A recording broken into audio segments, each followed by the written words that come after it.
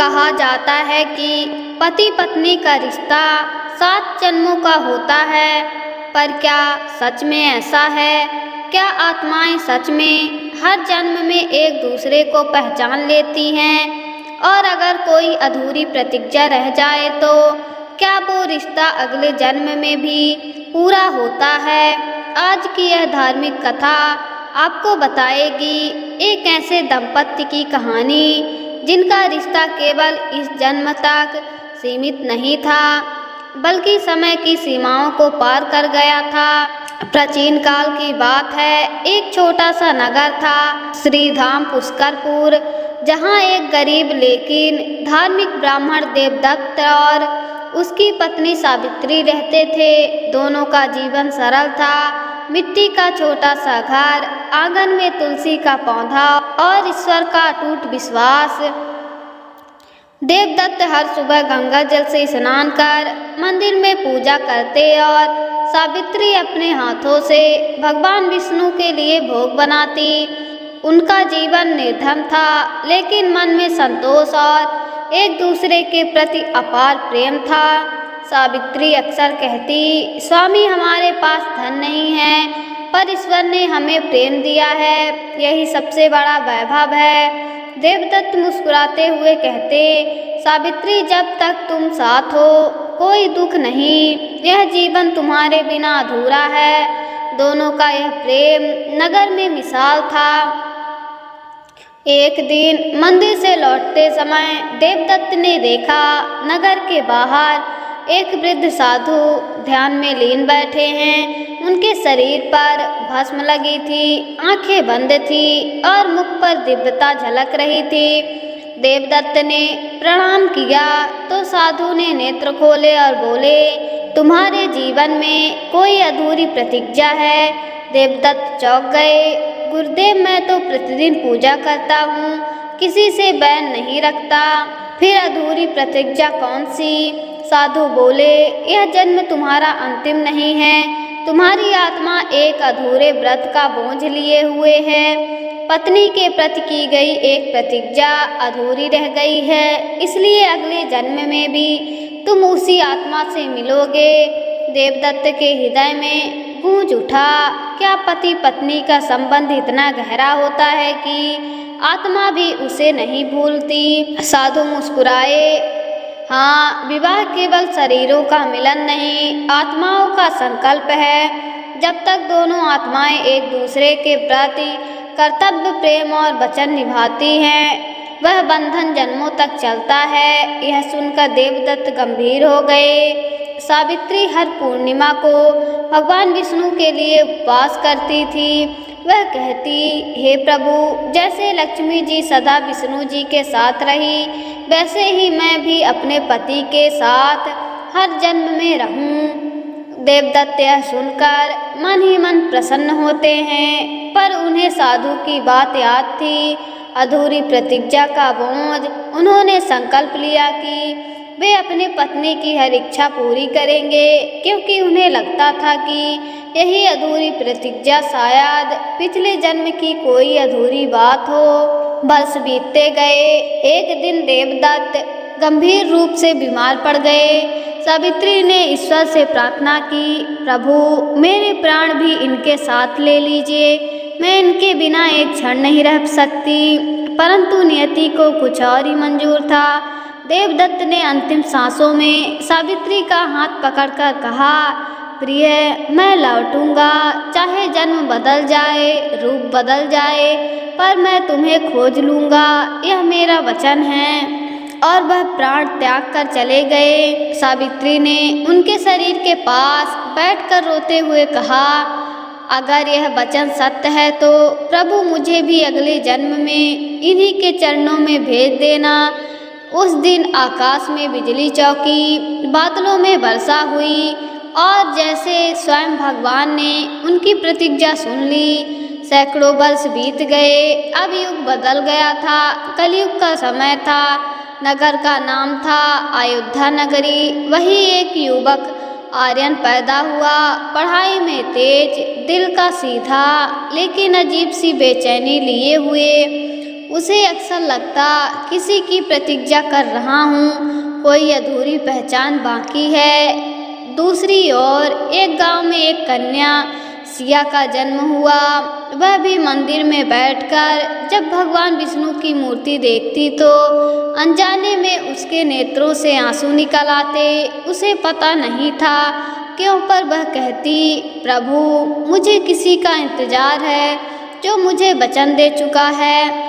एक दिन आर्यन एक धार्मिक कार्यक्रम में गया। मंदिर के प्रांगण में जैसे ही उसकी नज़र सिया पर पड़ी, वह ठिठक गया, जैसे किसी पुराने सपने को पहचान लिया हो। सिया ने भी उसकी ओर देखा और उसके मन में भी वही अनुभूति हुई, ये वही है। परंतु दोनों में से किसी को याद नहीं था कि यह रिश्ता कहाँ से शुरू हुआ था, केवल आत्मा ने पहचान लिया था। समय बीतने के साथ आर्यन और सिया एक दूसरे से मिलने लगे। दोनों का रिश्ता बहुत पवित्र और भाव्यात्मक था। एक दिन आर्यन ने कहा, सिया तुम्हें देखकर ऐसा लगता है जैसे तुमसे पहले भी कहीं मिला हूँ। सिया ने मुस्कुराते हुए कहा, शायद हमारे रिश्ते की डोर बहुत पुरानी है। उनकी आत्माएं धीरे धीरे पुराने कर्मों को जागृत कर रही थी। एक रात आर्यन ने सपना देखा, वह एक प्राचीन मंदिर में खड़ा है। उसके सामने वही वृद्ध साधु खड़े हैं जो देवदत्त को दर्शन दिए थे। साधु बोले, अधूरी प्रतिज्ञा अब पूरी होने को है। जिस आत्मा को तुमने वचन दिया था वह तुम्हारे जीवन में लौट आई है। अब इस जन्म में उसे सम्मान, प्रेम और सुरक्षा देना तुम्हारा धर्म है। आर्यन अचानक नींद से जाग गया। उसके मन में कुछ बदल गया था। कुछ ही समय बाद आर्यन और सिया का विवाह हुआ। विवाह के समय जब पुजारी ने कहा, अब 7 जन्मों तक यह बंधन रहेगा, तो दोनों के नेत्रों में आंसू आ गए, क्योंकि उनकी आत्माएं जानती थी कि यह कोई नया बंधन नहीं बल्कि एक अधूरी प्रतिज्ञा का पुनर्जन्म था। विवाह के बाद आर्यन ने मंदिर में भगवान विष्णु के चरणों में प्रणाम करते हुए कहा, प्रभु शायद यही वह प्रतिज्ञा थी जो मैंने अधूरी छोड़ी थी। आपने मेरी आत्मा को उसकी संगिनी से मिला दिया। अब मैं इस बंधन को न केवल 7 जन्म बल्कि अनंत जन्मों तक निभाऊंगा। और उसी क्षण मंदिर के शिखर से पुष्प वर्षा हुई, जैसे भगवान ने स्वयं आशीर्वाद दिया हो। विवाह के कुछ महीने बाद आर्यन और सिया का जीवन सुखमय बीत रहा था। उनके घर में हर सुबह तुलसी पूजन, संध्या आरती और सादगी भरा जीवन चलता। लेकिन जैसे ही हर युग में होता है, जब जीवन में शांति आती है तब परीक्षा भी आती है। एक दिन आर्यन को व्यापार में भारी नुकसान हुआ। घरेलू हालात बिगड़ने लगे। आर्यन दुखी होकर बोला, सिया लगता है भाग्य ने मुंह फेर लिया है, शायद भगवान नाराज हैं। सिया ने उनके सिर पर हाथ रखकर कहा, स्वामी, जब सुख में प्रभु का धन्यवाद करते हैं तो दुख में शिकायत क्यों? याद रखिए, हर संकट आत्मा की परीक्षा होती है और मैं आपके साथ हूँ, हर जन्म की तरह है। उसकी आंखों में जो विश्वास था उसने आर्यन के मन का अंधकार मिटा दिया। कर्ज बढ़ने लगा। आर्यन ने घर बेचने तक का विचार किया, पर सिया ने कहा, स्वामी, जब हमारे पास विश्वास है तो हमें कुछ खोने का डर नहीं होना चाहिए। आइए मंदिर चले, ईश्वर से मार्ग मांगते हैं। दोनों पास के प्राचीन विष्णु मंदिर पहुँचे। वहीं वृद्ध साधु जो पिछले जन्म में देवदत्त को मिले थे अब फिर से प्रकट हुए। बस स्वरूप बदला था, उम्र वही, आँखों की चमक वही। साधु बोले, तुम्हें फिर परीक्षा दी जा रही है। जो बंधन आत्मा से जुड़ता है उसे कभी लोभ और मोह से नहीं तोड़ा जा सकता। आर्यन और सिया ने उनके चरण छुए। साधु बोले, यदि तुम सच्चे पति पत्नी हो तो एक दूसरे की पीड़ा में भी प्रेम निभाना, यही 7 जन्मों के रिश्ते की असली कसौटी है। दिन बीतते गए, कभी भोजन नहीं मिलता, कभी दवाई के पैसे नहीं, पर सिया हर दिन तुलसी के पास दीप जलाती और भगवान विष्णु से कहती, हे प्रभु, आपने मुझे जिस आत्मा से जोड़ा है उसे मैं कभी नहीं छोड़ूंगी, चाहे दुख कितना भी बड़ा क्यों ना हो। वह आर्यन के लिए भोजन बचाकर खुद भूखी रह जाती। एक रात आर्यन ने देखा सिया थकी हुई तुलसी चौरे के पास बैठी है, आंखों से आंसू बह रहे हैं। वह बोला, सिया, मैं तुम्हें सुख नहीं दे पा रहा, शायद मैं असफल हूँ। सिया मुस्कुराई, स्वामी, जब आत्माएं साथ होती हैं तब सुख दुख का अर्थ बदल जाता है। आप ही मेरा सुख हैं, आप ही मेरा जीवन है, आपके बिना यह शरीर केवल मिट्टी है। आर्यन की आंखें नम हो गई। उसने मन ही मन कहा, हे प्रभु, अब समझ आया, यही अधूरी प्रतिज्ञा थी, प्रेम को हर परिस्थिति में निभाना। एक रात गांव में भयंकर तूफान आया। बिजली गिरने से उसका छोटा सा घर जल उठा। आर्यन ने सिया को बाहर निकालकर खुद अंदर दौड़ लगा दी कुछ सामान बचाने के लिए, लेकिन अचानक छत गिरने लगी। सिया चीखी, स्वामी, बाहर आइए। आर्यन बोला, नहीं सिया, ये घर हमारी यादों का मंदिर है, मैं इसे बचाए बिना नहीं जाऊंगा। सिया ने दौड़कर उसे खींच लिया। दोनों बाहर निकले, लेकिन आर्यन के हाथ जल गए। सिया ने उसके घाव पर अपने आंचल से पानी डालते हुए कहा, प्रभु का धन्यवाद कीजिए, जान बची है, ये घाव भी प्रेम की निशानी रहेंगी। रात को जब दोनों राख के ढेर के पास बैठे थे, उन्हें अचानक वही साधु फिर दिखाई दिए। साधु बोले, तुम्हारी परीक्षा पूरी हुई। पिछले जन्म में जब मृत्यु आई थी तब तुमने अपनी पत्नी को यह वचन दिया था कि अगले जन्म में तुम उसकी रक्षा करोगे। आज उस वचन की पूर्ति हो गई। आर्यन और सिया ने आंसू से भरी आंखों से कहा, गुरुदेव, क्या अब यह रिश्ता पूर्ण हो गया? साधु मुस्कुराए, रिश्ता कभी समाप्त नहीं होता, केवल रूप बदलता है। जब तक प्रेम में स्वार्थ नहीं, तब तक आत्माएं बार बार मिलती रहेंगी। यही कारण है कि पति पत्नी का बंधन 7 जन्मों से भी आगे चलता है, तब तक जब तक आत्मा मोक्ष प्राप्त नहीं कर लेती। फिर साधु धीरे धीरे प्रकाश में विलीन हो गए। अब आर्यन और सिया ने तय किया, वे जीवन के शेष दिन ईश्वर की भक्ति में लगाएंगे। उन्होंने छोटा सा आश्रम बनाया, जहाँ गरीबों को भोजन देते, बीमारों की सेवा करते।